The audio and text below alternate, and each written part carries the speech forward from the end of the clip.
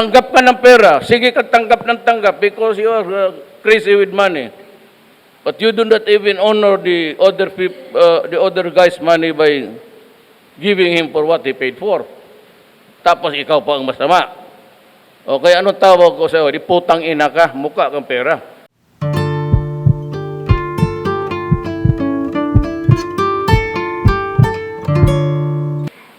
Any more? All right. Hi, David sir. Cherez. Good evening. Sir, I just want to be clear on your narrative that media entities in the countries, especially those who are critical of you, are being controlled by their owners, the oligarchs who are out to get you. Just want to be clear on that, sir. No, hindi, I'm not a critical, but it's yung mga, ito nga, ito. Sana yun? Ayan, i-research mo nga mabuti kung saan mo nakuha nag-intervene si Bo.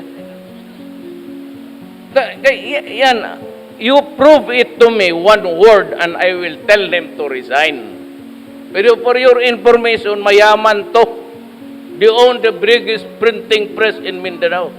May newspaper rin ito. Kaya kung sabihin ko, atakihin ko sa probinsya, patay kayo. Dito lang kayo sa Manila, sa probinsya, binabakbakan ko. Ayan, gano'n, wala yan, pabili lang yan, gano'n. Yung doon, kung anong sinasabi namin, totoo, dito, totoo. Well, I said, I want the presidency. Wala akong tao, wala kayo. Pati kayong media kalaban ko, puro basura kayo binigay ninyo sa akin. Oh, now. Ngayon, ayaw pa ninyong matalo, nanalo na ako, sige pa kayo. Eh, di, palabas kayong baho. Natin lahat. Huwag lang amin. Meron kami tinatago, ladies and gentlemen of the media, we all are.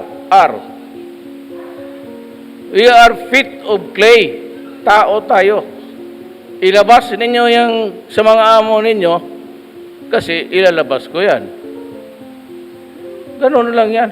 And they are, what are they protecting? Their business. Do not give me that shit about truth about improving the Philippines. How do you improve the Philippines? By what? Establishing a newspaper, then hanging onto a property of government for so long, making money out of it, paying no taxes? Is that what you want for the Philippines? Ganun lang yan eh. Kay Lopez, simple. Tanggap ka ng pera. Sige ka tanggap ng tanggap because you are crazy with money. But you do not even honor the other guy's money by giving him for what he paid for. Tapos ikaw pa ang masama. Okay, anong tawag ko sa'yo? Di ka, mukha kang pera. Ako na yung nagbayad, hindi mo na ginamit, tapos ako pa ang masama, pinapalabas mo. Ano kayo, let's check ka. Sabi ko, gusto ko nga kayo makita na I would relish the day, I'd be very happy. Magkita tayo ng isang, because I'd like to ask you one simple question.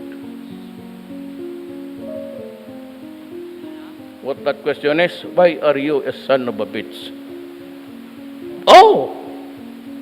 Sabihin ko, ayun, tanongin ko sa kanila. Why are you a shitting son of a bitch?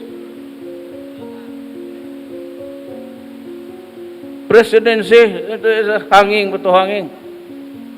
You come up with the federal setup because that is what I promised to the Moro people. Sir. Tapos, pag may eleksyon na, you elect a president, that is my advice. You follow or whatever. And you call an election and I will step down. Hangal lang sabi itong mga gagong, yan na hindi raw ako baba. Sino may sabi sa inyo bakit? Ganon ako palambasa itong mga putang ito na sanay sa gusto nila.